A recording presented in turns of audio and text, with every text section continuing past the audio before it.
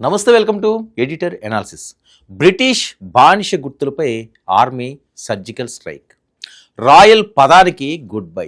Indian army నయా look. London coat out. దేశీ బండి జాకెట్ ఇన్. నయా ఆర్మీ రూల్స్ 2026 సంచలనాలు రేపుతుంది సోషల్ మీడియాలో ఈ వార్త. ఢిల్లీలోని సౌత్ బ్లాక్ నుంచి ఒక సంచలన వ్యూహాత్మక నిర్ణయం వెలువడింది. గ్లోబల్ జియో పాలిటిక్స్లో భారత్ తనకంటూ ఒక ప్రత్యేక ముద్ర వేసుకుంటున్న తరుణంలో శతాబ్దాల నాటి వలస పాలన అవశేషాలను తుడిచిపెట్టేందుకు ఇండియన్ ఆర్మీ ఒక చారిత్రాత్మక ముందడుగు వేసింది. శత్రువుల గుండెల్లో నిద్రపోయే భారత సైన్యం ఇకపై సరికొత్త హుందాతనంతో పూర్తి స్వదేశీ శైలిలో ప్రపంచం ముందుకు రాబోతుంది. నిన్నటి వరకు ఉన్న లండన్ మార్క్ రాజరికపు గుర్తులు మాయం కాబోతున్నాయి. ఆర్మీ యూనిఫామ్స్ 2026 పాంప్లెట్ పేరిట విడుదలైన ఒక అధికారిక డాక్యుమెంట్ ఇప్పుడు రక్షణ శాఖ వర్గాల్లోనే కాదు, అంతర్జాతీయంగా హాట్ టాపిక్గా మారింది. అసలు ఈ నయా డ్రెస్ కోడ్ వెనుక ఉన్న అసలైన వ్యూహం ఏంటి? బ్రిటిష్ కాలం నాటి రాయల్ పదానికి ఆర్మీ ఎందుకు గుడ్ బై చెప్పింది? ఈ సంచలన మార్పులపై స్పెషల్ రిపోర్ట్ని ఇప్పుడు చూద్దాం. న్యూఢిల్లీలోని రైసినా హిల్స్ భారత రక్షణ వ్యూహాలకు కేంద్ర బిందువు. ఇక్కడి నుంచే దేశ సార్వభౌమత్వాన్ని చాటి చెప్పేలా ఒక భారీ మార్పునకు శ్రీకారం చుట్టారు.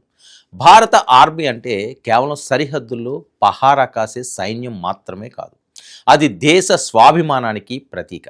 కానీ దశాబ్దాలుగా మన సైనికులు ధరించే కొన్ని రకాల దుస్తులు, వాడుతున్న కొన్ని పదాలు ఇంకా బ్రిటిష్ వలస పాలన నాటి బానిసత్వపు జాడలను గుర్తు చేస్తూనే ఉన్నాయి. మరి ఇప్పుడు ఆ బానిసత్వపు గుర్తులపై భారత సైన్యం ఒక రకమైన సర్జికల్ స్ట్రైక్ చేసింది.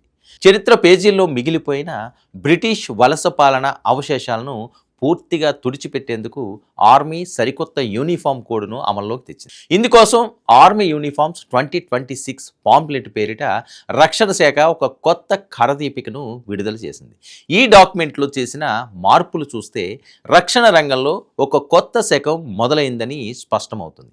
ముఖ్యంగా సైనిక సంప్రదాయాలలో ఇప్పటి వరకు కొనసాగుతూ వచ్చిన రాయల్ అనే పదానికి భారత సైన్యం శాశ్వతంగా గుడ్ బై చెప్పేసింది.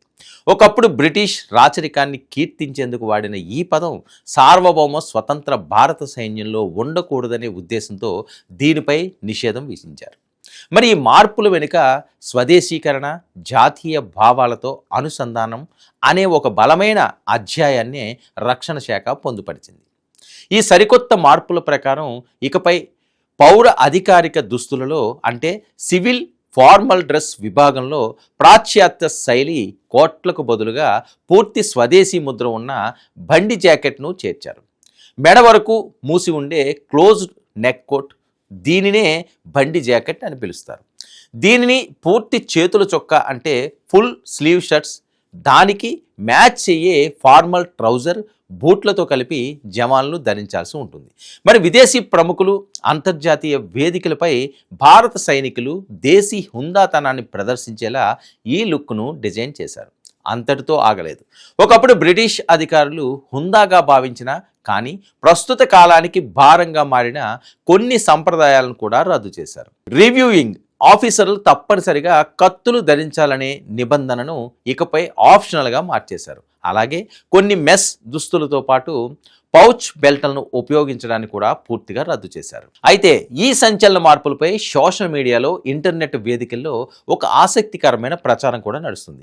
బ్రిటిష్ కాలం నాటి పాత రెజిమెంట్ల పేర్లను కూడా భవిష్యత్తులో మార్చే దిశగా కేంద్ర ప్రభుత్వం అడుగులు వేస్తుందని, కేవలం యూనిఫామ్ మాత్రమే కాకుండా సైనిక వ్యూహాల్లోని బ్రిటిష్ పద్ధతులను కూడా పూర్తిగా మార్చేందుకు ఈ మిషన్ 2026 రూపుదిద్దుకుంటుందని చర్చ నెట్టింట జోరందుకుంది. మరి రక్షణ శాఖ మాత్రం దేశ సెంటిమెంట్లు, సార్వభౌమత్వ గుర్తింపులకు అనుగుణంగానే ఈ మార్పులు చేసినట్లు స్పష్టం చేసింది.